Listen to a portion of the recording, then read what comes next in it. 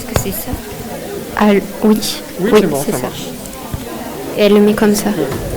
Attention. C'est ça ce matin, ça a été accroché carrément là, comme ça vous n'avez pas le... Je vais voir s'ils m'entendent. Voyons. Est-ce que vous m'entendez? Bon, on va voir. J'espère que ça va tenir.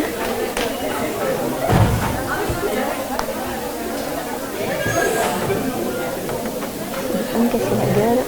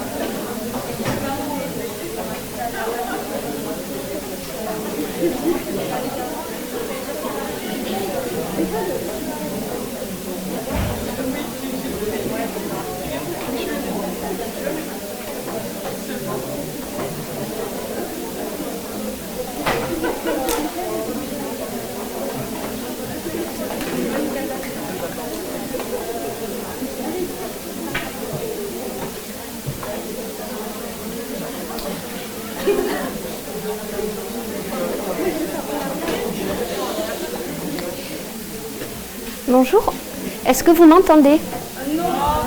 Non, très bien. Là, est-ce que vous m'entendez si je parle comme ça? Bon, je vais le tenir alors. Donc, vous êtes tous là? Vous êtes tous ici? C'est bon, on peut commencer? Donc, moi, je suis Cécile Comte, je suis pharmacienne et je travaille dans le service de pharmacologie médicale et clinique. Donc, aujourd'hui, on m'a demandé de vous parler de l'AMM, qui est l'autorisation de mise sur le marché. Et en fait, cette autorisation est l'autorisation qui va conditionner la commercialisation des médicaments, vous allez le voir, après une phase de développement et d'évaluation préalable de ces produits de santé. D'accord? Donc là, c'est un cours avec des choses assez basiques et simples, mais quand même des définitions qui sont à connaître pour vous qui serez des futurs professionnels de santé. Donc nous allons voir que le médicament répond à une définition bien précise et qu'il existe plusieurs catégories de médicaments. Ensuite, nous verrons très rapidement les phases de développement d'un médicament. Ça va être très rapide parce qu'après, vous aurez un autre cours sur les essais cliniques spécifiques de 2 heures qui vous présentera plus en détail comment on fait l'évaluation et le développement du médicament.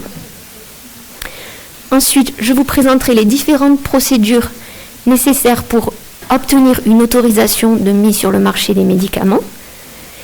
Et enfin, les procédures dérogatoires à l'AMM, donc les autorisations temporaires d'utilisation.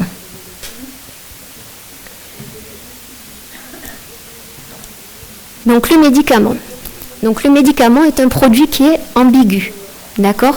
Vous vous doutez bien qu'il y a un enjeu économique très important des médicaments. C'est un produit qui va être commercialisé, d'accord, avec des enjeux financiers derrière. Mais pour autant, le médicament n'est pas un produit de consommation comme les autres. Le médicament est un produit de santé, d'accord, tel que défini par le Code de la santé publique, par l'article législatif 53.11. D'accord ? Pourquoi le médicament est réglementé ? Parce que le médicament, comme je vous le dis, ce n'est pas un produit de consommation courant. L'utilisation de tout médicament n'est jamais dénuée de risque. D'accord ? Tout médicament peut donner des effets indésirables. Il y a des médicaments aussi qui sont détournés à des fins de dopage ou d'addiction. D'accord ? Donc, ce sont vraiment des produits qui sont réglementés pour ça. Donc, le médicament est un produit de santé, défini par l'article législatif que je vous présente, et en fait, il est sous le contrôle de l'ANSM. D'accord ? L'ANSM, c'est l'Agence nationale de sécurité du médicament et des produits de santé.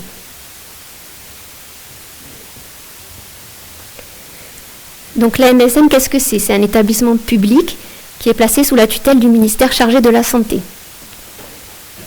Donc c'est une agence d'évaluation, d'expertise et très important de décision.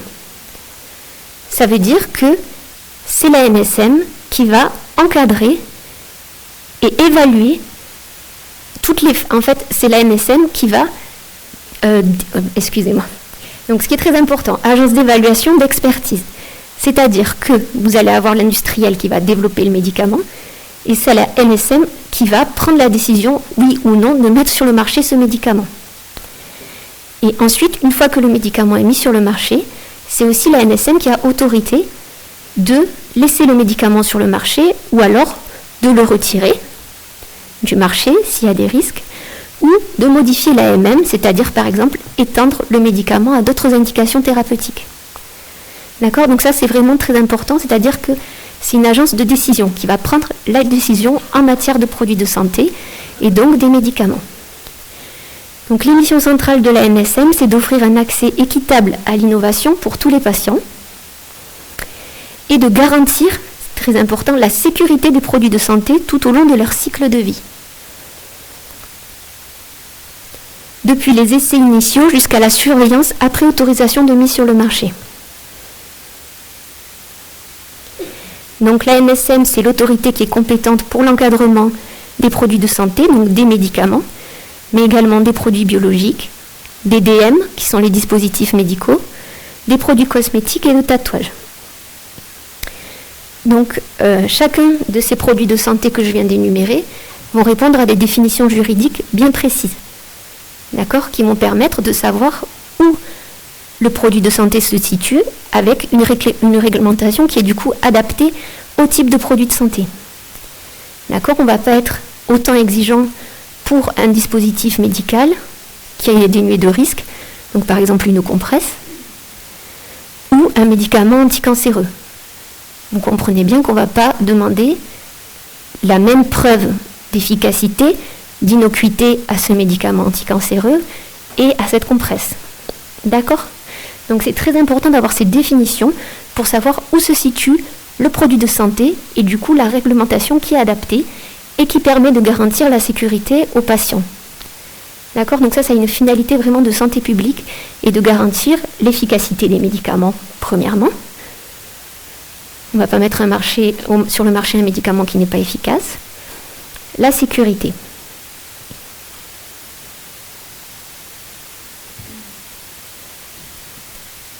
Donc, premièrement, qu'est-ce qu'un médicament?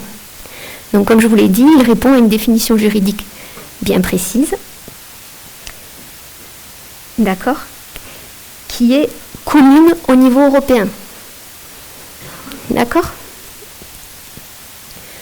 Donc, le médicament se définit par deux volets.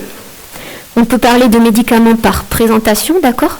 Donc ça, c'est le premier alinéa de l'article législatif du Code de santé publique ici, qui dit que toute substance ou composition présentée comme possédant des propriétés curatives ou préventives à l'égard des maladies humaines ou animales est un médicament.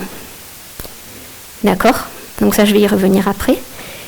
Et le médicament par fonction, ainsi que toute substance ou composition pouvant être utilisée chez l'homme ou chez l'animal ou pouvant leur être administrée en vue d'établir un diagnostic médical ou de restaurer, corriger ou modifier leur fonction physiologique en exerçant une action pharmacologique,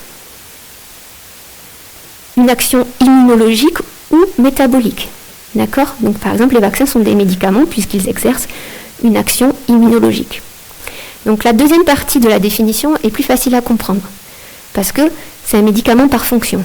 C'est-à-dire il va permettre d'établir un diagnostic, de prévenir ou de guérir une maladie grâce à des propriétés pharmacologiques définies.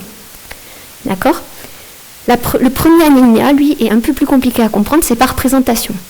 C'est-à-dire que ça peut être aussi un produit qui est vraiment présenté comme un médicament, avec des propriétés pharmacologiques par la personne qui le met en commerce, qui le commercialise, d'accord?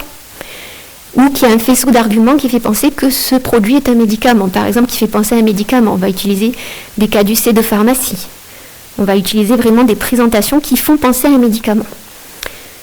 Donc ça permet aussi d'encadrer, c'est-à-dire de dire, par exemple, si vous avez un médicament qui est présenté comme un médicament, il doit répondre juridiquement à la définition du médicament et il doit répondre aux mêmes exigences réglementaires qu'un médicament. Donc ça permet de protéger le consommateur, enfin les patients. Pourquoi? Parce que, en gros, par exemple, vous avez un complément alimentaire qui serait présenté comme un médicament. Pour la personne qui le commercialise, c'est bien d'avoir l'étiquette médicament. On est d'accord, parce qu'il y a l'aura médicament, il y a la notion derrière un médicament qu'on va guérir, etc. Mais, attention, s'il est vraiment présenté comme un médicament, il faudra qu'il réponde aux exigences très strictes du développement et de l'évaluation des médicaments. Donc ça permet de protéger, d'accord, et que le consommateur puisse faire la différence entre un complément alimentaire et un médicament, voire de retirer des spécialités qui ont une présentation trop abusive, qui sont présentées comme des médicaments, mais qui n'ont pas fait toute la procédure pour obtenir la mise sur le marché. D'accord? Donc retenez ça, vous avez la définition par présentation, et le plus global, c'est vraiment la définition par fonction.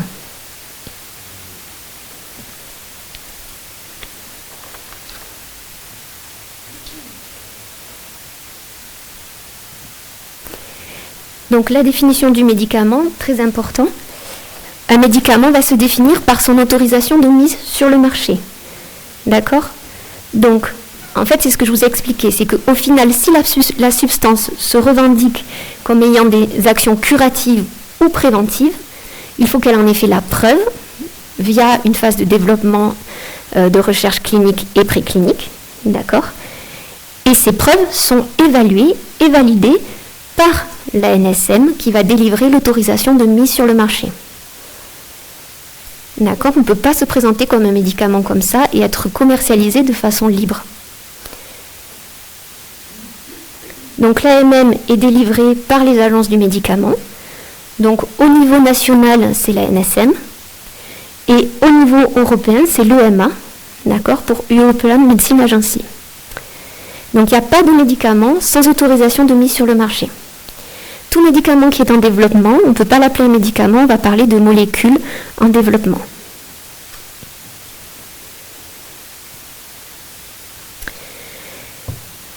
Donc le médicament diagnostique, donc le médicament ça peut être quelque chose qui a une visée diagnostique, on est bien d'accord, et qui va modifier la fonction, donc ça c'est la définition par fonction. Donc en vue d'établir un diagnostic médical ou de restaurer, corriger ou de modifier des fonctions physiologiques à visée diagnostique, donc par exemple vous avez tous les produits de contraste radiologique qui sont des médicaments, les isotopes radioactifs, et vous pouvez aussi avoir des médicaments qui sont donnés en l'absence de maladie. Donc par exemple tous les contraceptifs oraux ou les vaccins, parce qu'ils exercent une fonction physiologique avec une propriété pharmacologique, immunologique ou métabolique.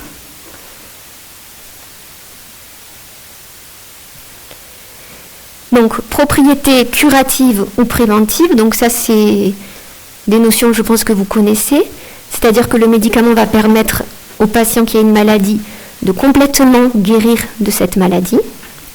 Donc ça, c'est les propriétés curatives, on va guérir de la maladie.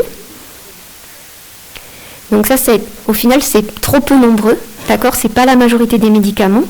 Donc quand est-ce qu'on va vraiment guérir une maladie ? Donc c'est souvent les antibiotiques ou les antiparasitaires, d'accord ? Parce que là, on a un germe que l'on va tuer, et une fois que le germe est tué et détruit, le patient est guéri. D'accord ? Mais il faut savoir que la plupart des médicaments sont à visée symptomatique. C'est-à-dire qu'on a une maladie de système qui va entraîner des défaillances, qui vont entraîner plusieurs symptômes. D'accord ? Et les médicaments vont venir corriger ces symptômes, mais sans guérir le patient de sa pathologie sous-jacente. Donc un exemple facile, la maladie de Parkinson. La maladie de Parkinson, c'est quoi ? C'est une dégénérescence neuronale au niveau des neurones dopaminergiques, d'accord, dans le cerveau. Donc ça veut dire qu'on a plus assez de neurones dopaminergiques dans le cerveau, ce qui va entraîner les symptômes de la maladie de Parkinson. Donc ce qu'on fait, une des alternatives thérapeutiques, c'est d'aller donner de la dopamine au patient. Mais on apporte la dopamine que le patient n'est plus capable de synthétiser lui-même parce qu'il a une destruction des neurones qui synthétisent la dopamine. Donc je ne guéris pas, mais je suis que symptomatique. J'apporte la dopamine qui manque, mais je n'ai pas guéri la maladie. D'accord ? C'est vrai pour les médicaments du diabète, les antihypertenseurs, les antalgiques, les anti-inflammatoires, les anti-allergiques. Et plein d'autres médicaments.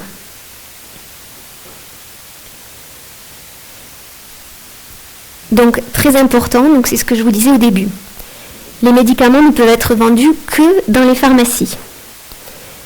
Donc vous ne trouverez pas de médicaments dans les grandes surfaces ou les parapharmacies, quand vous n'avez que des parapharmacies simples. Dans les supermarchés ou parapharmacies, on trouve des produits ayant l'apparence de médicaments, mais qui n'en sont pas, d'accord, avec quand même un niveau descendu pour ne pas être vus comme des médicaments par présentation. Pourquoi ce ne sont pas des médicaments ? Parce qu'ils n'ont pas fait la preuve de leur efficacité via des essais cliniques avec une méthodologie adaptée. D'accord ? C'est-à-dire qu'on ne va pas demander à ces produits de faire la preuve stricte qu'ils sont efficaces comme un médicament. Ils n'ont donc pas d'autorisation de mise sur le marché. Donc, c'est par exemple les produits diététiques à base de plantes et les cosmétiques qui n'ont pas le statut de médicament. D'accord ? Il n'y a pas d'étude qui a permis à ces produits de faire la preuve de leur efficacité, même si on vous les vend tels quels. À la différence d'un médicament. Quand il y a un médicament qui est mis sur le marché, on a prouvé qu'il était efficace et assez dénué de risque pour être utilisé dans la pathologie. C'est ce qu'on appelle la balance bénéfice-risque. J'y reviendrai tout à l'heure. D'accord ? Donc, les médicaments, c'est que dans les pharmacies, mais tout ce qui est vendu en pharmacie n'est pas forcément un médicament. Donc, vous avez ici, c'est ce qu'on appelle le monopole pharmaceutique. D'accord ? Donc, c'est le pharmacien qui va avoir le contrôle de la dispensation et de la gestion des médicaments. D'accord ? Pourquoi ça ? Parce que un médicament s'il est mal utilisé. Donc déjà, un médicament qui est bien utilisé chez une personne, ça peut donner un effet indésirable. À la bonne posologie, sans les contre-indications, etc. Ensuite, vous pouvez avoir des contre-indications, c'est-à-dire qu'on va aller donner le médicament à une mauvaise personne qui va, par exemple, faire un trouble du rythme. D'accord ? Ensuite, vous avez les interactions médicamenteuses, c'est-à-dire qu'il y a des médicaments qu'il ne faut pas donner ensemble. Donc un médicament, il ne peut pas et il ne devrait pas être délivré ailleurs que dans une pharmacie. J'ai laissé, c'est pas une diapositive, j'ai laissé sur le texte vendu. Donc oui, le médicament est vendu, mais moi en tant que pharmacien, j'aime pas ce terme. On dispense un médicament et normalement, on est obligé de donner le conseil qui va avec et toute l'information au patient. D'accord ? On doit poser des questions. Est-ce que la personne est enceinte ? Est-ce que vous avez des contre-indications cardiovasculaires, etc. Donc pour accompagner ce risque et diminuer ce risque, il y a le monopole pharmaceutique.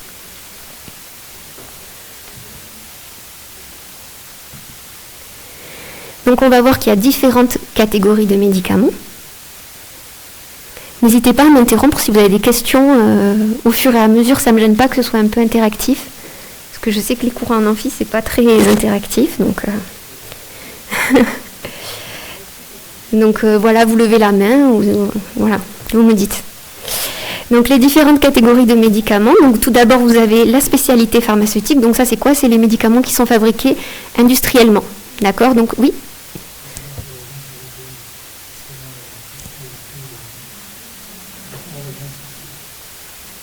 Oui, on va voir que maintenant, c'est plus des procédures européennes et donc on va voir ça. Oui. Donc tout médicament préparé à l'avance, donc de façon industrielle, présenté sous un conditionnement particulier et caractérisé par une dénomination spéciale. Donc ça, c'est les spécialités pharmaceutiques, d'accord ? Donc il faut savoir que chaque médicament a un nom de spécialité pharmaceutique, un nom de fantaisie qui est déposé par le fabricant et protégé, qui ne répond pas à de règles particulières, d'accord ?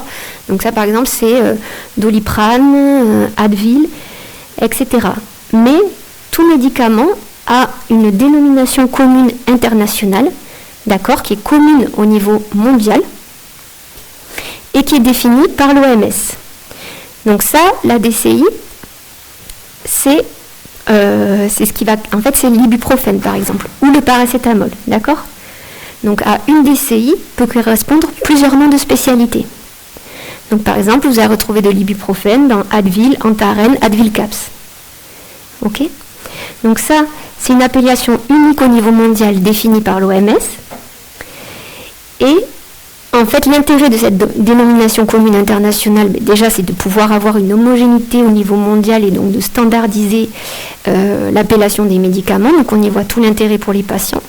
Et ensuite, cette dénomination, elle est définie à partir de règles strictes. Et en fait, normalement, dans le nom de la DCI, vous devez avoir des segments du nom qui doivent rappeler les propriétés pharmacologiques des médicaments. D'accord ? Donc, par exemple, les bêta-bloquants, qui sont des antihypertenseurs, qui permettent de diminuer la fréquence cardiaque, finissent tous par olol.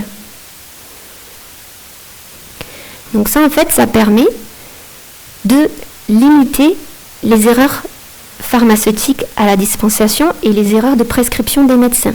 D'accord ? Si vous prescrivez en spécialité, il y a tellement de noms de spécialités que vous ne pouvez pas connaître toutes les spécialités qui se rattachent à une DCI.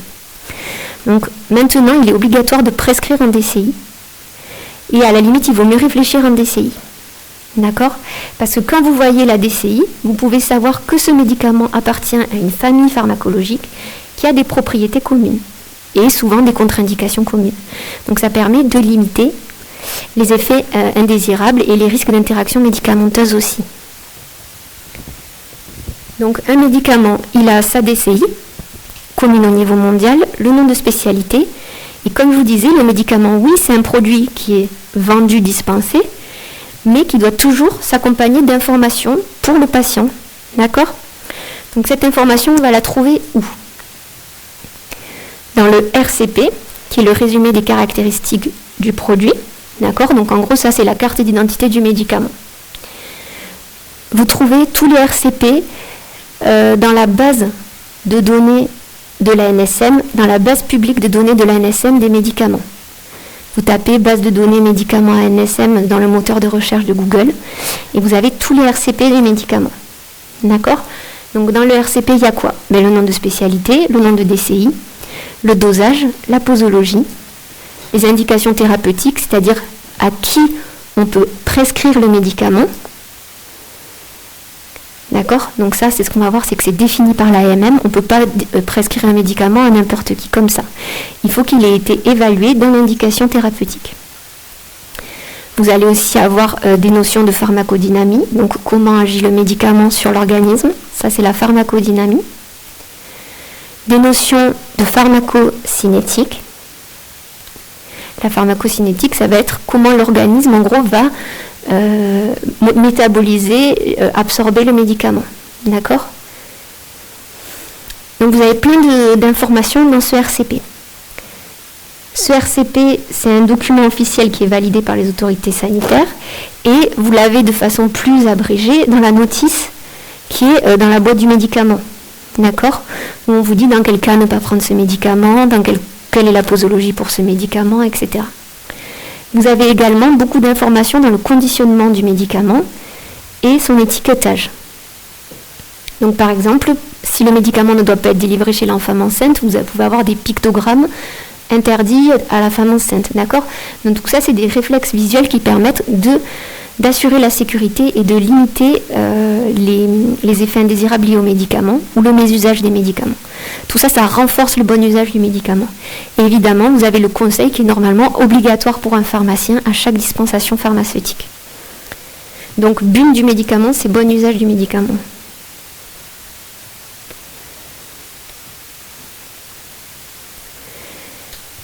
Donc ensuite, ça, c'est les spécialités pharmaceutiques, mais vous pouvez aussi avoir des spécialités pharmaceutiques génériques. Donc les spécialités génériques, donc ça a été mis en place dans un souci de maîtrise des dépenses de la sécurité sociale. D'accord ? Puisque les médicaments génériques sont environ 30% moins chers que la spécialité Princeps. D'accord ? La spécialité Princeps, c'est la spécialité de référence qui a été mise en premier sur le marché. Donc en fait, il faut savoir que les génériques ont permis de faire des économies au niveau de la sécurité sociale. Et en fait, l'idée, c'est que cette économie, à la base, ça a été mis en place comme ça, la finalité.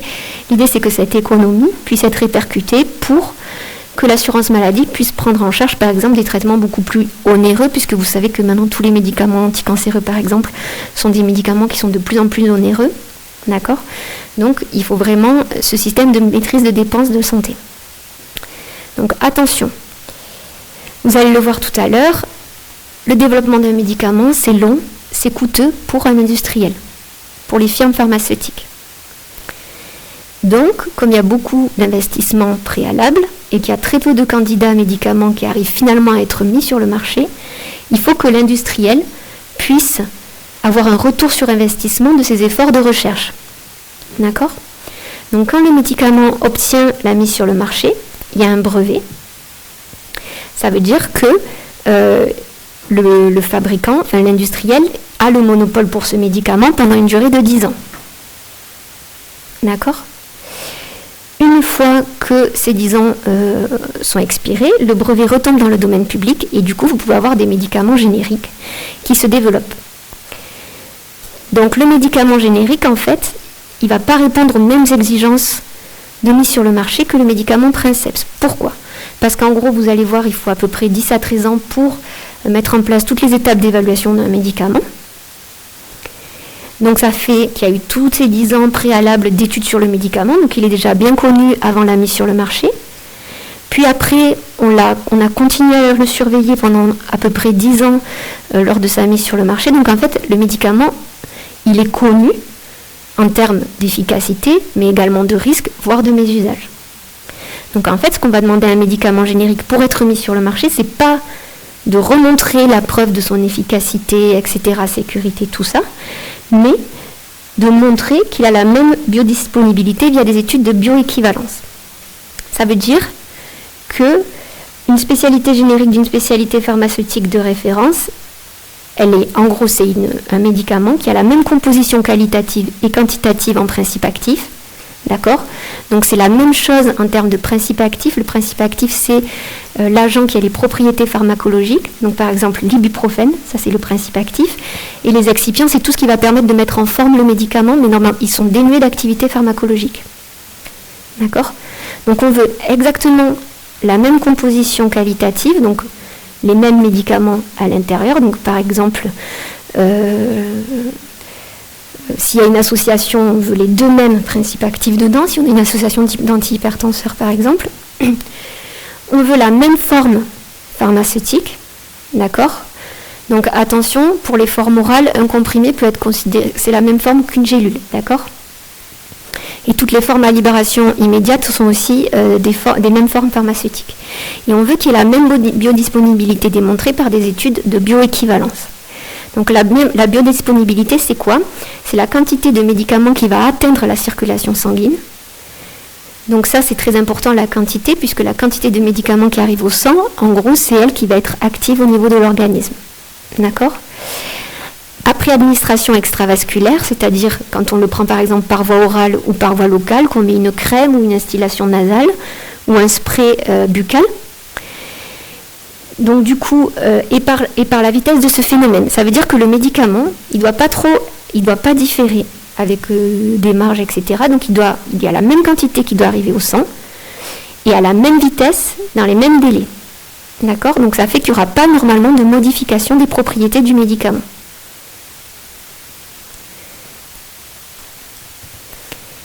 Donc, vous allez voir que on définit en fait des groupes génériques. Il y a plusieurs génériques pour une spécialité princeps. Donc, vous avez le regroupement autour de cette spécialité de référence des spécialités génériques. Et en fait, vous avez un répertoire des groupes génériques qui est un document officiel qui est publié par la NSM, qui est aussi disponible sur le site de la NSM. Et en fait, il faut savoir qu'un pharmacien ne peut substituer le générique qu'au sein de ces groupes génériques. D'accord? Donc vous avez par exemple ici le Surgam, qui est la spécialité de référence, qui a été la première spécialité à être mise sur le marché, et puis tous les médicaments génériques avec l'acide thiaprophénique. Donc vous voyez que là, c'est carrément la DCI avec le nom du laboratoire à côté. Donc acide thiaprophénique, Haro, EG, etc. Ou Flanig, Piafam médicaments. Et vous avez aussi dedans les excipients à effet notoire qui sont indiqués.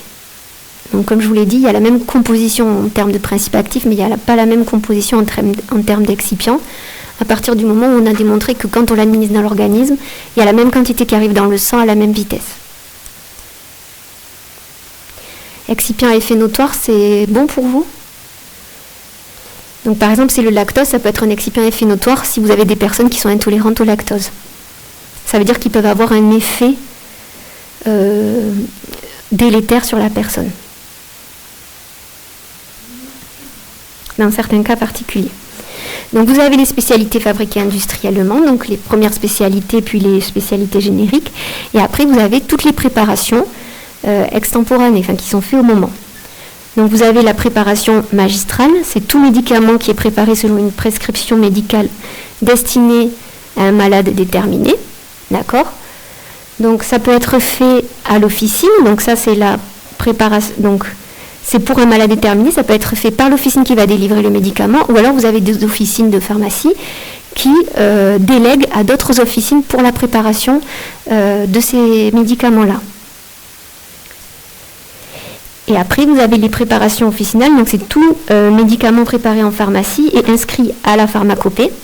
Donc la pharmacopée, c'est un grand livre de référence où vous avez toutes les préparations qui sont possibles avec les substances, les excipients, etc. Ou au formulaire national. Donc le formulaire national, c'est pareil, c'est des bases de fabrication qui sont issues de la pharmacopée et qui sont destinées à être dispensées directement aux patients approvisionnés par cette pharmacie. Donc par exemple, ça peut être la Colcrine ou de l'alcool. Évidemment, tout ça, ça doit respecter des bonnes pratiques de fabrication. C'est encadré aussi. Donc tout est encadré dans le circuit du médicament. Son développement, sa mise sur le marché, sa fabrication. D'accord? Il faut vraiment qu'il y ait de la qualité sur les processus et après, la surveillance post-AMM. Vous avez aussi les préparations hospitalières. Donc ça, c'est tout médicament qui est préparé à l'avance selon les indications de la pharmacopée et en conformité avec les bonnes pratiques mentionnées à l'article législatif 51-21, en raison de l'absence de spécialités pharmaceutiques disponibles ou adaptées dans une pharmacie à usage intérieur d'un établissement de santé. D'accord ? La PUI, c'est elle qui va gérer toutes les dispensations de l'hôpital. Et la fabrication aussi de médicaments. D'accord ? Donc par exemple, en cancérologie, il y a beaucoup de fabrication aussi, de préparation. Donc ça, c'est la pharmacie à usage intérieur qui gère ça. Et après, vous avez les substances et préparations vénéneuses, d'accord, qui répondent à un cadre de dispensation particulier et à une législation particulière. Donc, c'est des substances qui sont réglementées parce qu'elles ont des activités stupéfiantes, d'accord ?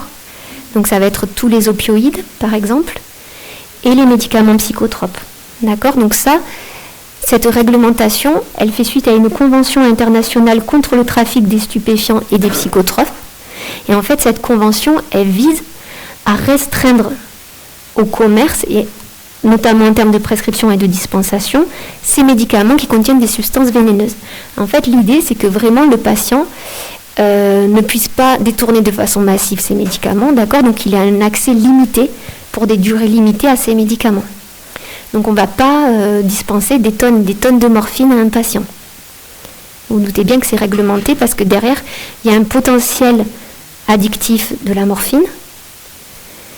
Donc du coup, il faut que ce soit très réglementé. Pareil, les médicaments psychotropes anxiolytiques qui vont diminuer l'anxiété. Donc par exemple, tout ce qui est benzodiazépine. Donc dans le langage courant, les Lexomil, les choses comme ça. C'est limité, on ne peut pas le dispenser normalement plus de temps dans le temps. D'accord ? Ça permet de limiter les addictions à ces produits. Donc le fondement de cette réglementation et de cette convention internationale, c'est de lutter contre l'usage à des fins criminelles de ces médicaments. D'accord ? Donc ça peut être l'empoisonnement, l'avortement, le suicide, la soumission chimique. D'accord ? De lutter contre la toxicomanie, puisque les toxicomanes, ils sont très forts, c'est des très bons pharmacologues.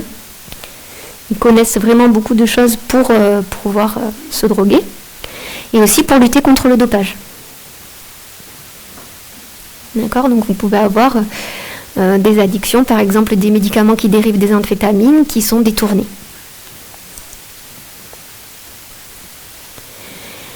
Donc, vous avez après des produits qui ne sont pas considérés comme des médicaments, mais qui sont quand même encadrés par la NSM. Donc, je voulais faire un focus sur les dispositifs médicaux. Et vous allez voir que je voulais insister aussi sur le fait que parfois, la frontière, elle est faible entre un dispositif médical et un médicament. Donc, les dispositifs médicaux, c'est quoi ? C'est tout instrument, appareil, produit, mais également logiciel, par exemple, qui va être utilisé chez l'homme à des fins médicales et dont l'action principale voulue n'est pas obtenue par des moyens pharmacologiques. Donc vous pouvez avoir des dispositifs médicaux à visée de diagnostic, de prévention, de contrôle, de traitement ou d'atténuation d'une maladie. Donc par exemple le lecteur de glycémie qui va vous dire si vous avez la glycémie à un niveau normal, ou le stylo qui va vous permettre de vous injecter de l'insuline. Donc, ça peut être aussi pour atténuer un handicap, donc par exemple avec des orthèses, des attelles, vous permettre de marcher avec des béquilles, d'accord ? Tout ça, c'est les dispositifs médicaux. On peut remplacer ou modifier l'anatomie d'un processus physiologique avec des prothèses, donc par exemple la prothèse de genou, la prothèse de hanche, dans des cas par exemple d'arthrose très avancée, ou alors les stents au niveau artériel. Donc le stent, en fait, c'est un petit ressort qu'on va placer dans les artères coronaires qui entourent le cœur pour les patients, en fait, qui ont trop d'arthrose au niveau coronaire et qui ont fait un infarctus du myocarde. Donc en fait, le fait de mettre ce petit ressort va dilater l'artère et va permettre au cœur de mieux être oxygéné et de lutter contre l'hypoxie qui est associée à l'infarctus du myocarde. D'accord ? Mais ça peut être aussi la maîtrise de la conception avec un stérilet. Donc, parfois, la frontière est floue entre médicaments et dispositifs médicaux. Exemple, sur les stents, vous pouvez avoir des médicaments anti-agrégants qui vont empêcher l'agrégation plaquettaire, par exemple. Ou vous pouvez avoir des stérilés avec des hormones contraceptives. D'accord ? Donc là, pour classer en DM ou médicament, en gros, on va considérer l'action principale. Si l'action principale elle est obtenue au niveau pharmacologique, là, ça va être considéré comme un médicament. Sinon, c'est un dispositif médical. Donc ça, c'est très important. Comme je vous disais, pourquoi ? Parce que c'est plus facile, entre guillemets, il y a moins de procédures, etc., de réglementation pour les dispositifs médicaux, et c'est encore plus vrai pour les dispositifs médicaux qui ne sont pas invasifs, que pour un médicament. Donc pour l'industriel, ça ne va pas représenter le même investissement. Donc il faut aussi que l'industriel, lui, soit capable de savoir où il va qualifier son produit pour développer et répondre aux exigences demandées par l'AMM ou non. Donc pour le dispositif médical, en fait, il faut savoir que les dispositifs médicaux sont classés en fonction du risque pour le patient, d'accord ? Donc la classe 1, c'est le faible degré de risque, puis vous avez le 2A moyen de risque, élevé de risque, et après la classe 3 qui est très sérieux de risque.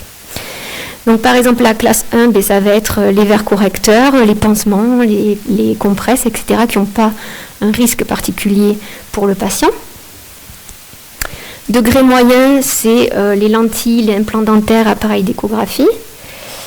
Donc là, vous voyez que déjà, on met le dispositif médical au contact de l'œil, par exemple, ou au niveau de la dent. Potentiel de risque élevé, les poches à sang, d'accord ? Les préservatifs, les produits de désinfection des lentilles. Donc là, vous voyez que ce n'est pas le même degré s'il y a un dysfonctionnement au niveau de ces dispositifs médicaux pour les patients. Et après, les potentiels, les hauts risques, donc les prothèses articulaires par exemple, tout ce qui est implanté au patient en fait, les valves cardiaques, les pacemakers, les stents.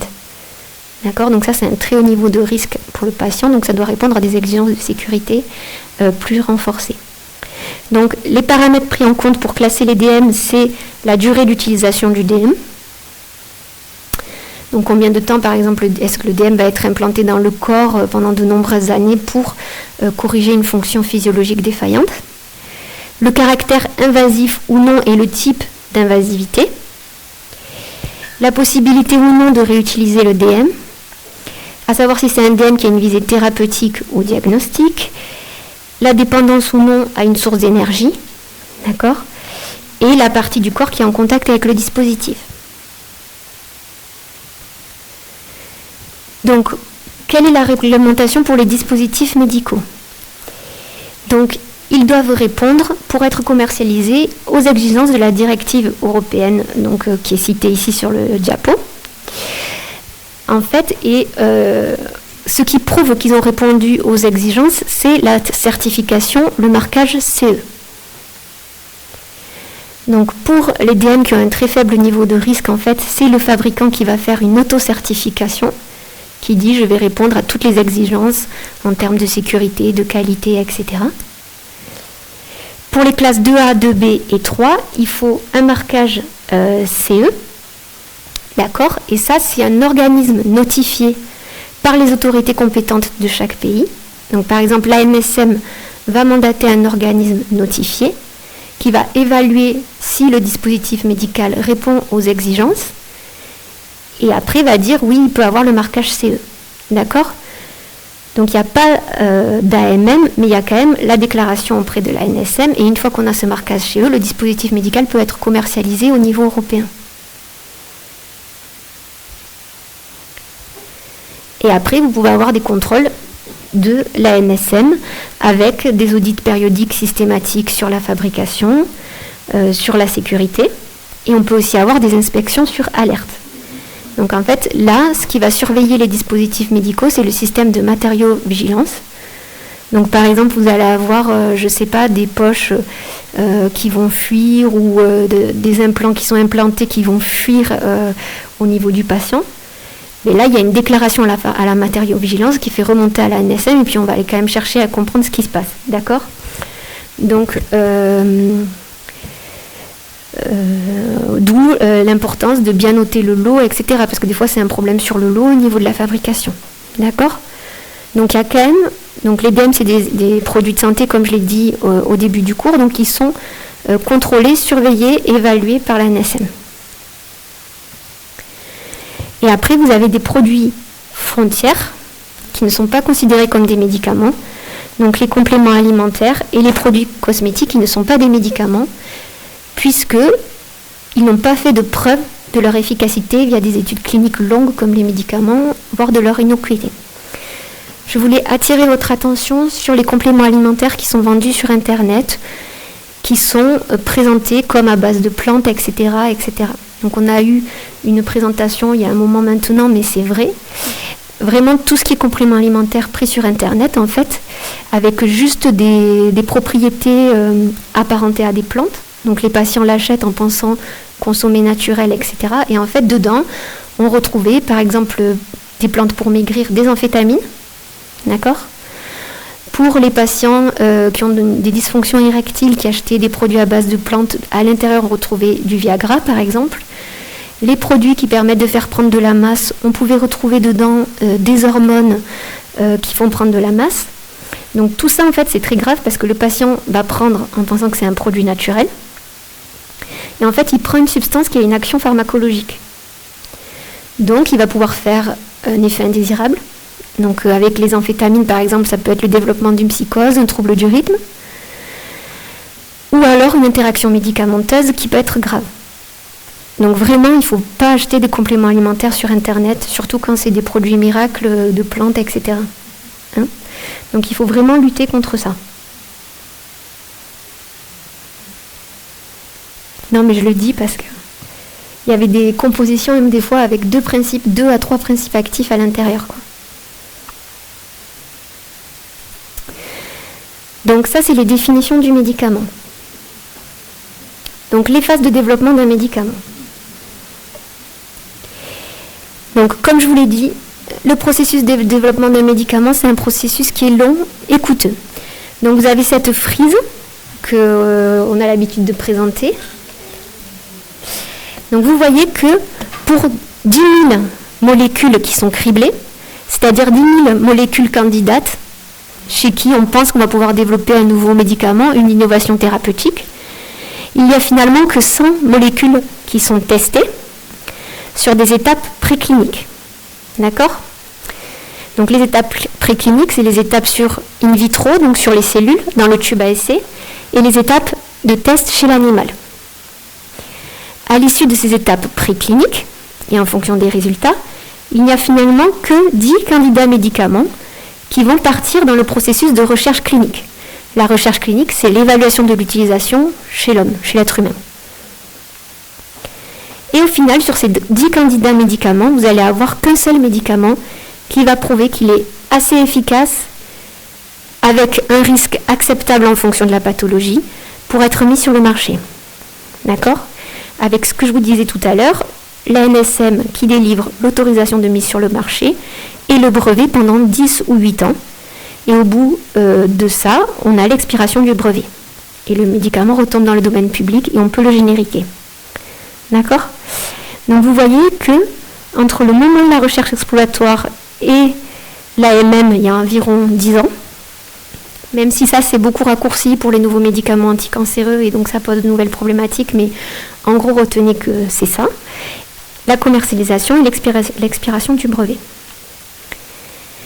Donc, comme je vous l'ai dit, on va juste voir rapidement les différentes étapes parce qu'après, vous aurez un cours spécifique sur les méthodes d'évaluation des médicaments des essais cliniques. Donc, vous avez les études précliniques, donc les études in vitro et l'essai chez l'animal. D'accord ? Quand vous avez un candidat médicament, on va d'abord le tester sur les cellules, puis chez l'animal. Pourquoi ? Ça va permettre de donner des premières données. D'accord ? Donc, des données de toxicité chez l'animal. Est-ce que le produit peut entraîner des cancers chez l'animal, des problèmes sur la reproduction ? Est-ce qu'il y a quand même une efficacité chez l'animal ? Donc, en fait, ce qu'on fait, c'est qu'on va faire des modèles animaux qui vont mimer une pathologie.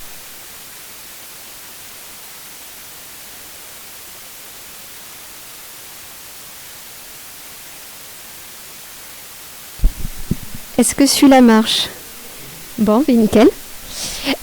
on est sauvé. Donc, du coup, donc voilà. Donc ça, en fait, ça permet de donner les premières données chez l'animal. D'accord ? Évidemment, s'il y a des données inacceptables, par exemple en termes de sécurité, et qu'on n'a aucun effet, même au niveau des modèles animaux, ben, le développement peut s'arrêter à ce stade. Donc vous voyez qu'il y a eu tout un processus de recherche exploratoire pour faire sortir un candidat médicament. Il est testé in vitro, in vivo chez l'animal, et le processus peut s'arrêter là. S'il y a une toxicité qui est jugée acceptable chez l'animal, ciblée sur certains organes par exemple, on peut choisir de mener des études cliniques chez l'homme, d'accord, en fonction de règles particulières. Les limites, il y a des limites à ça, c'est-à-dire que l'extrapolation à l'homme chez l'animal est très compliquée, dans les deux sens. Ça veut dire qu'il y a des médicaments qui ont été mis sur le marché qui n'avaient aucun effet chez l'animal et qui après présentaient des risques pour l'être humain. D'accord ? Donc par exemple, le thalidomide, qui est un exemple très connu, qui était un médicament qui était donné chez la femme enceinte pour traiter les nausées, d'accord, avait été testé, n'avait pas montré d'effet tératogène chez l'animal, alors que chez l'être humain, il donnait des phocomélies. Donc en fait, les mamans prenaient ce médicament et les bébés naissaient sans bras. Ils avaient les mains directement sur le tronc. Donc c'était des anomalies très très graves. Donc l'extrapolation à l'homme de résultats obtenus chez l'animal est très compliqué, mais ça peut être également un médicament qui n'a pas montré d'effet chez l'animal bénéfique, mais qui parfois peut en montrer chez l'homme, chez l'être humain. Donc c'est ce que je vous dis, risque de laisser passer une substance dangereuse, risque d'arrêter le développement d'un médicament efficace. Donc par exemple, l'aspirine est un médicament qui est tératogène chez la souris.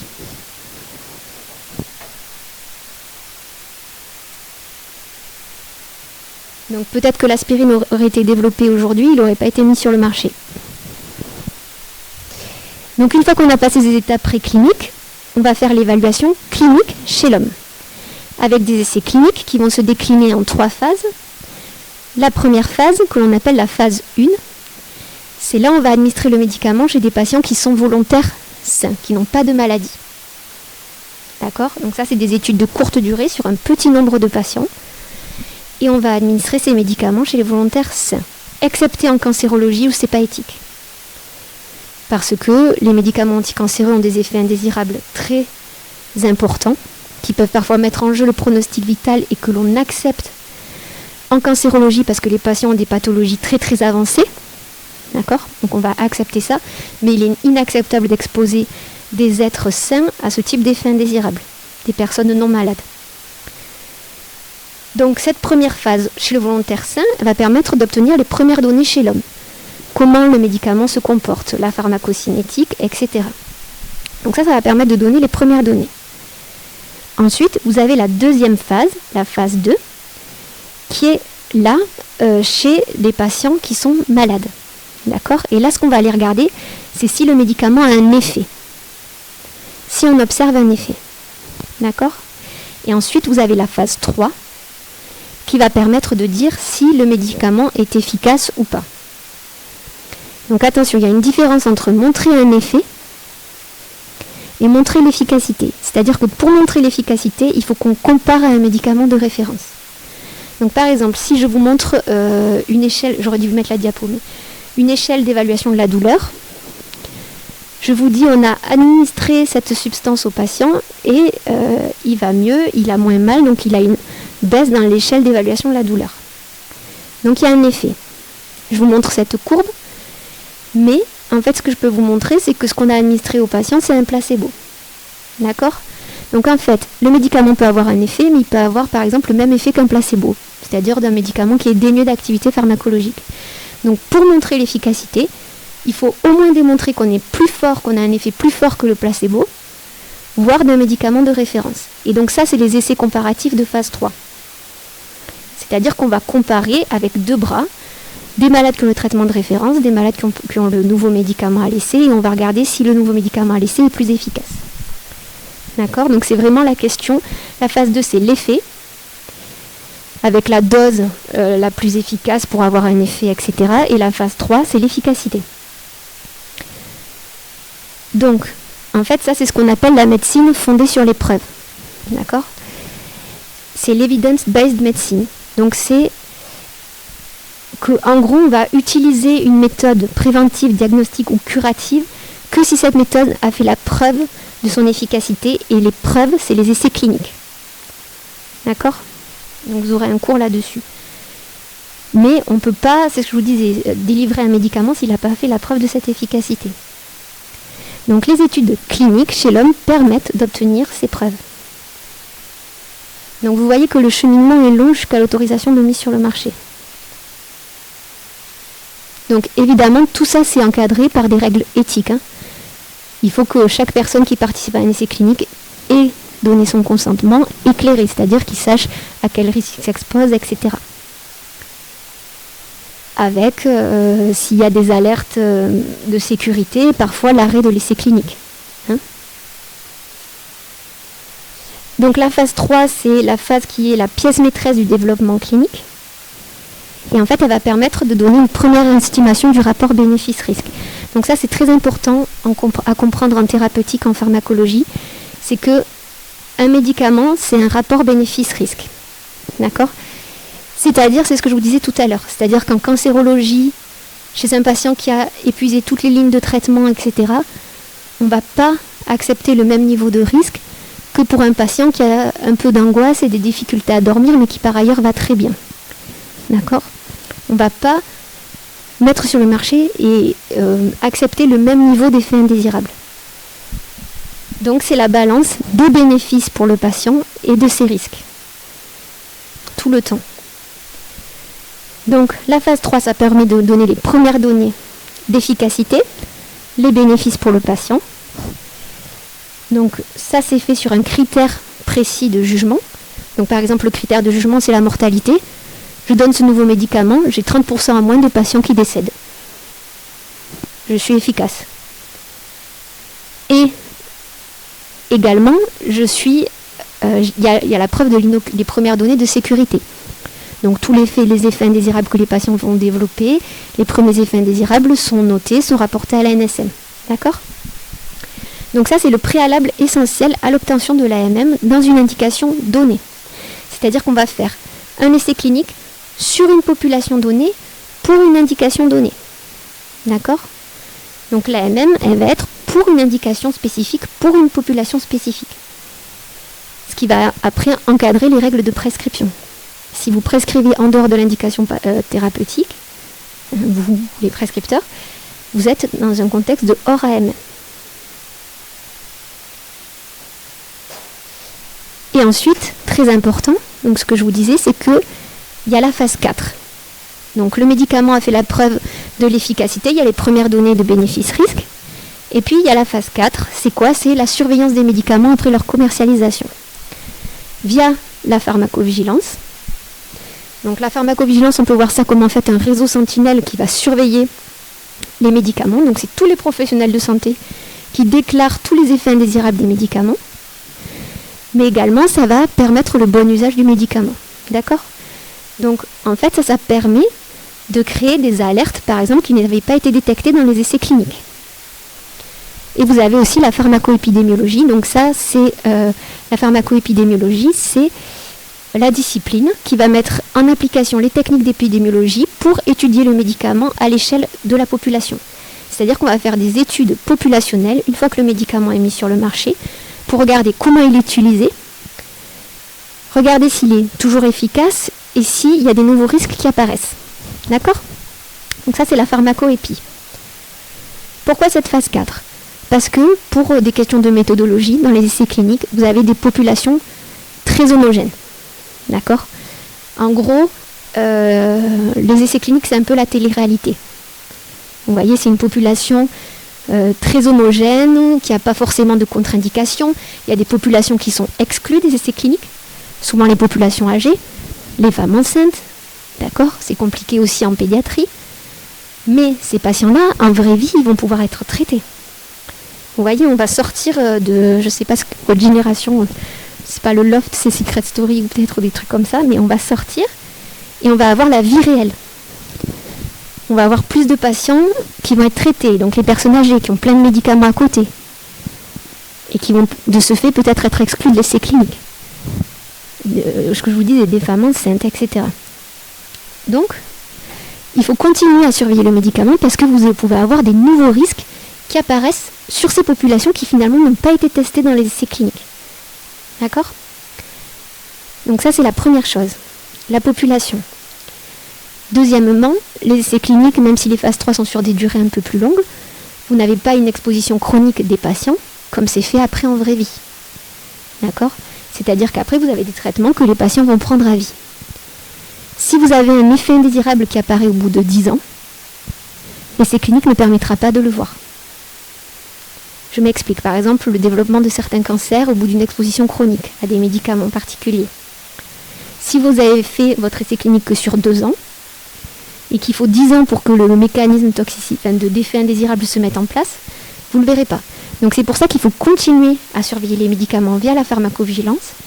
Dire, moi j'ai ce patient, c'est bizarre, il a développé telle maladie, au bout de temps d'exposition, c'est peut-être le médicament, on le déclare, il y a une enquête de pharmacovigilance et on peut montrer un nouveau risque.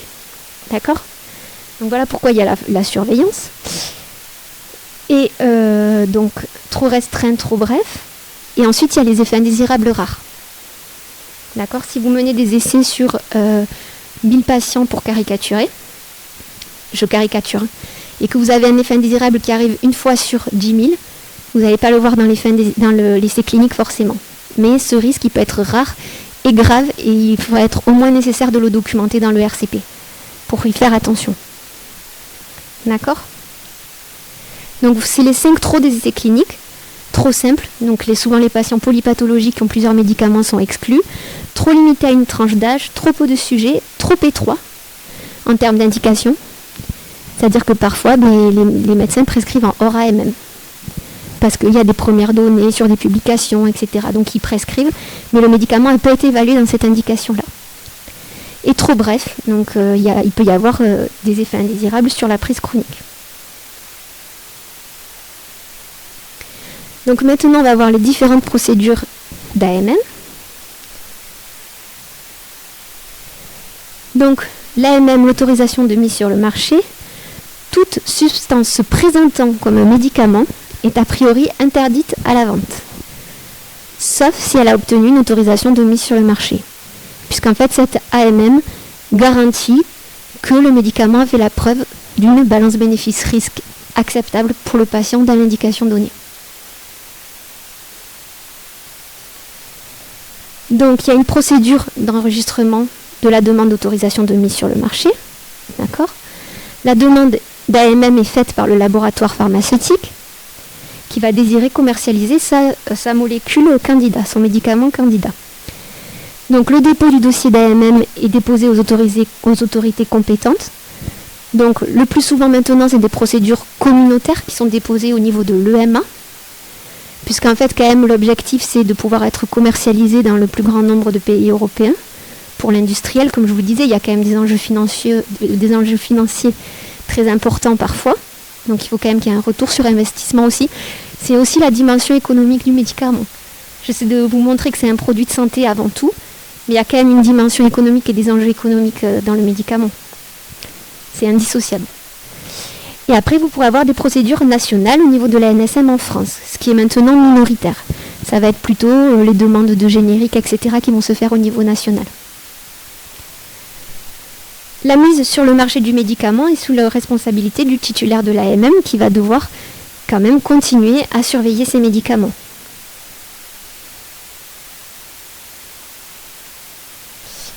Donc pour ça, en fait, le laboratoire va déposer un dossier qui est le CTD, qui est en fait un format harmonisé, d'accord, au niveau international, où en fait ce dossier va retracer toutes les données scientifiques des phases précliniques et cliniques qui vont permettre de garantir la qualité de la fabrication du médicament et des contrôles qui sont liés à la fabrication, d'accord, qui vont permettre de montrer l'efficacité du médicament, donc notamment sur les données cliniques chez l'être humain, enfin même sur les données cliniques chez l'être humain, et après les données de sécurité qui émergent de tout le processus de développement. Par exemple, parfois quand c'est des médicaments, souvent par exemple, je parle pour la grossesse, on n'a que des données animales. Donc on va dire, chez l'animal, il y avait ci, ça, donc par principe de précaution, on ne le donne pas chez la femme enceinte. D'accord? Et puis après, il y a des médicaments qui sont connus, qui ont déjà été utilisés chez la femme enceinte, chez qui, après la commercialisation, on peut commencer à avoir des données. D'accord? Et puis après, vous avez tous les renseignements administratifs nécessaires, avec notamment la proposition du RCP par le laboratoire et de la notice d'information pour le patient qui en découle.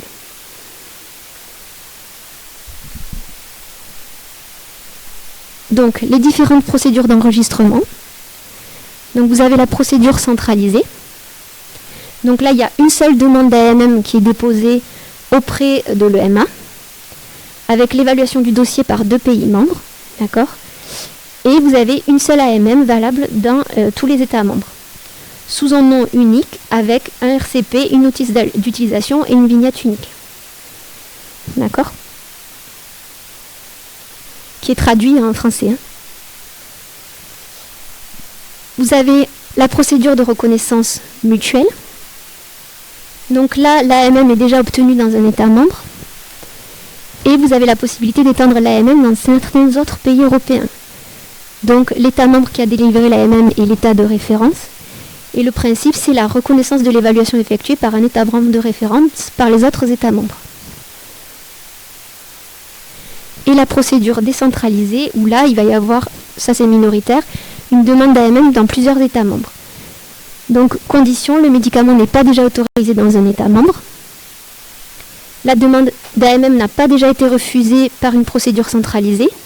C'est-à-dire que si ça a été refusé au niveau de tous les pays européens, on ne peut pas les demander à chaque fois par pays d'avoir une autorisation. Et le choix de l'État membre de référence appartient au demandeur. Donc, le demandeur choisit son État de référence. Donc l'objectif, vous voyez qu'il y a plusieurs procédures, mais quand même l'objectif c'est d'avoir son médicament mis sur le marché européen. Et après la procédure nationale, donc c'est la demande d'AMM dans un pays uniquement.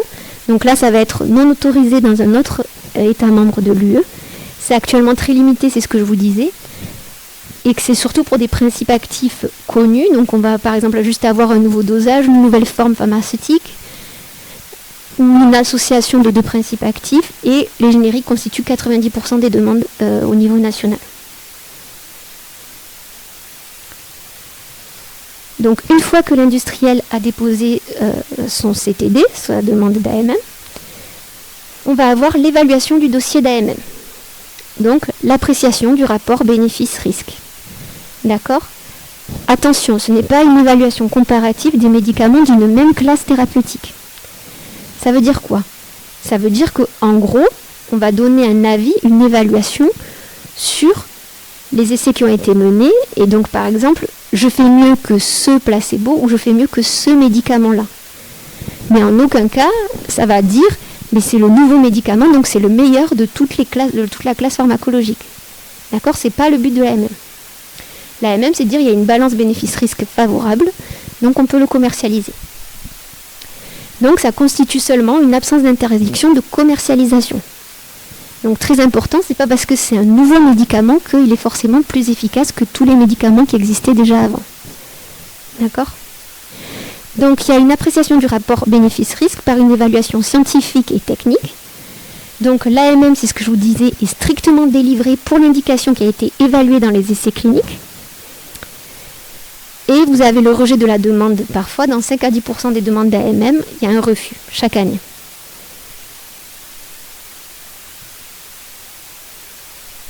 Donc, pour cette évaluation, le dossier est déposé à la commission d'AMM, qui est un groupe qui va d'experts en fait, multidisciplinaires et qui va donner son avis après évaluation du dossier.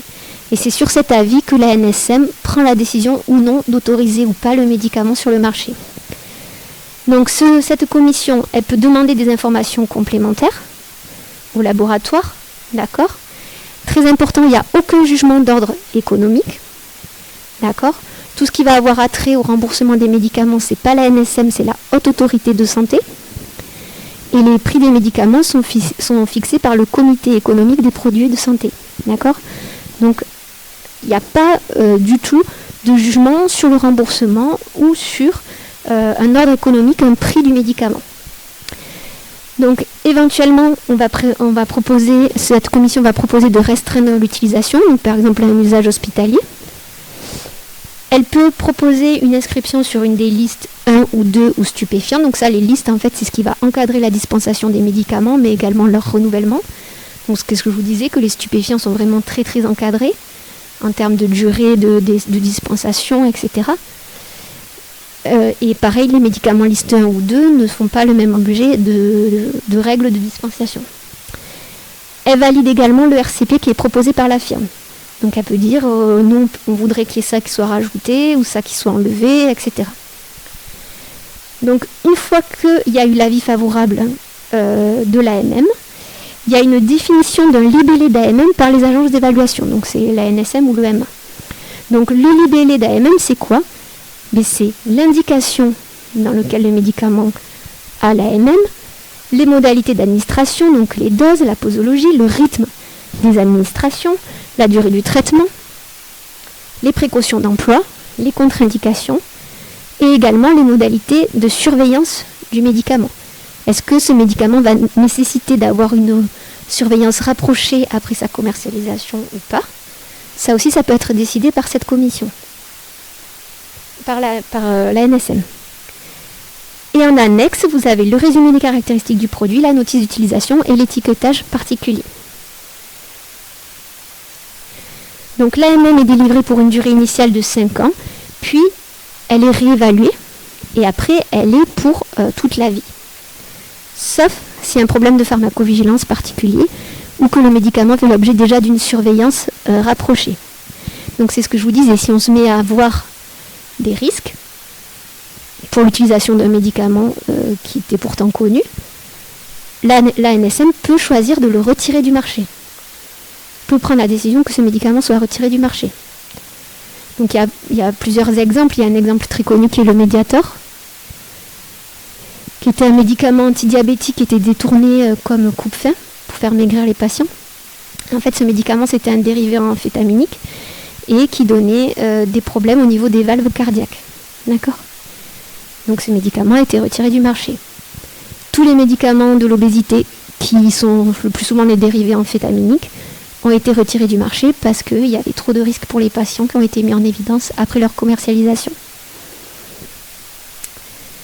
Donc ça, c'est la pilule d'or pour les laboratoires. Trouver un médicament qui puisse faire maigrir sans effort.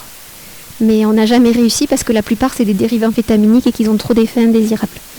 Donc retrait ou suspension d'AMM à tout moment si le rapport bénéfice-risque devient défavorable. Et ensuite, c'est bon, on est dans les temps, les procédures dérogatoires, c'est-à-dire qu'il y a des médicaments quand même qui existent sur le marché mais qui n'ont pas l'AMM. Donc ça, c'est contradictoire avec tout ce que je vous ai dit avant. C'est ce qu'on appelle les autorisations temporaires d'utilisation, l'ATU. D'accord ? C'est une procédure exceptionnelle, dérogatoire française, qui est délivrée par la NSM pour les spécialités pharmaceutiques qui ne bénéficient pas d'AMM, mais qui sont destinées à traiter des maladies graves ou rares, donc parfois, pour lesquels on a une absence de pour les patients chez qui on a une absence de traitement approprié disponible sur le marché, d'accord, donc des patients qui n'ont pas de traitement, qui n'ont plus d'alternatives thérapeutiques et qui ne peuvent pas rentrer dans des essais cliniques, par exemple, parce qu'ils ont des critères de non-inclusion à ces essais, on ne peut pas les inclure. Efficacité, et il faut que l'efficacité et la sécurité d'emploi de ces médicaments qui ne sont pas encore sur le marché en l'état actuel des connaissances scientifiques soient favorables, d'accord ? Et que la mise en œuvre du traitement pour le patient ne peut pas être différée. C'est-à-dire qu'il y a par exemple la mise en jeu du pronostic vital, il n'y a pas d'autre alternative thérapeutique, le patient ne peut pas rentrer dans un essai clinique, mais on a quand même des données préalables qui suggèrent que le médicament est efficace, on va pouvoir délivrer une ATU avant l'AMM. Donc ça, c'est pour éviter la perte de chance pour le patient. C'est-à-dire qu'il ne bénéficie pas d'un nouveau médicament qui pourrait potentiellement être efficace, juste parce qu'il ne peut pas rentrer dans l'essai clinique, qu'il arrive un peu trop tôt par rapport au développement du médicament. Donc vous avez deux types d'ATU, l'ATU de cohorte et l'ATU nominative. ce qui est à privilégier, c'est l'ATU de cohorte. Donc l'ATU de cohorte, c'est pour un groupe de patients qui vont répondre à l'indication en attente de l'octroi de l'AMM. Donc c'est à la demande toujours du laboratoire qui s'engage à déposer une demande d'AMM après. Avec la sécurité du médicament et l'efficacité qui est fortement présumée par les premières données d'essais cliniques. L'ATU, c'est pour 1 an, puis c'est renouvelable avec un RCP, une notice, un étiquetage. Il faut qu'il y ait un suivi obligatoire des patients avec une collecte des données selon un protocole d'utilisation thérapeutique. Et ensuite, vous avez les ATU nominatives. Donc c'est à la demande et sous la responsabilité d'un médecin hospitalier via une PUI. Donc c'est le médecin qui va demander l'ATU pour un patient donné. Et c'est la PUI qui s'occupe des démarches. Donc la pharmacie à usage intérieur. Donc par exemple, c'est ce que je vous disais, pour un patient nommément désigné qui ne peut pas participer à l'essai parce qu'il ne rentre pas dans les critères d'inclusion par exemple. Donc c'est toujours pareil, il faut qu'il y ait la sécurité et l'efficacité présumée et une information du patient sur les risques qu'il encourt à utiliser le médicament. Il faut qu'il y ait son consentement. Donc là, c'est quelques heures à semaine en fonction de la pathologie. Mais la procédure d'ATU de cohorte doit être privilégiée, d'accord ? Parce que c'est beaucoup plus facile de gérer par les ATU de cohorte que l'ATU nominative. Si on multiplie toutes les ATU nominatives, ça devient très compliqué à gérer. Et ensuite, vous avez la recommandation temporaire d'utilisation. Donc ça, c'est un nouvel encadrement du hors AMM. Donc c'est ce que je vous disais, c'est que parfois, il y a beaucoup de prescriptions dans du hors AMM, c'est-à-dire que le médicament n'a pas fait la preuve de son efficacité dans l'indication, mais il y a des nouvelles données de la science qui disent que ce médicament pourrait être utilisé dans une toute autre indication. C'est en gros comme une seconde vie du médicament, d'accord ? Et en fait, l'idée, c'est d'encadrer ce hors AMM. En fait, souvent, il y a du hors AMM quand il y a un besoin thérapeutique qui n'est pas couvert. C'est-à-dire que c'est des pathologies rares, il n'y a pas de médicaments, par exemple, et donc il n'y a pas beaucoup d'alternatives thérapeutiques. Et que la balance bénéfice-risque présumée est favorable en fonction des données de la science, donc c'est toujours pareil. Donc là, c'est un médicament qui a déjà une AMM, à la différence de l'ATU, mais qui va être utilisé dans une autre indication. Donc par exemple, le baclofène, qui était utilisé dans la spasticité,